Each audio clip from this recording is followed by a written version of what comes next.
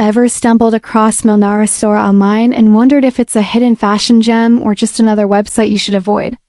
With so many new clothing stores popping up on the internet every day, it's getting harder to tell which ones are trustworthy and which ones might disappoint you. Melnora Store has been gaining attention recently because of its stylish clothing collections, attractive discounts, and modern-looking website that makes everything appear professional at first glance. However, when you look a little closer, things become a bit more complicated. The store offers a wide range of trendy fashion items that seem appealing, especially for shoppers looking for affordable deals, but the lack of strong brand history and limited verified customer feedback raises a few questions. Some shoppers online mention that the prices look almost too good to be true, which can sometimes be a warning sign when dealing with unfamiliar online stores.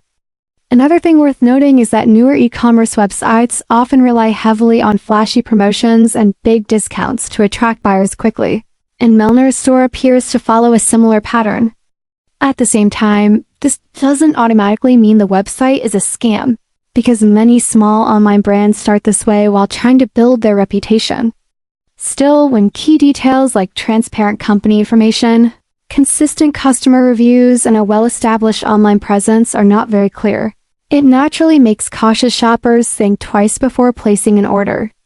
So based on the overall information available right now, Melnora Store falls into that uncertain middle ground where it doesn't clearly prove itself as fully trustworthy, but it also doesn't provide enough strong signals to confidently recommend it either.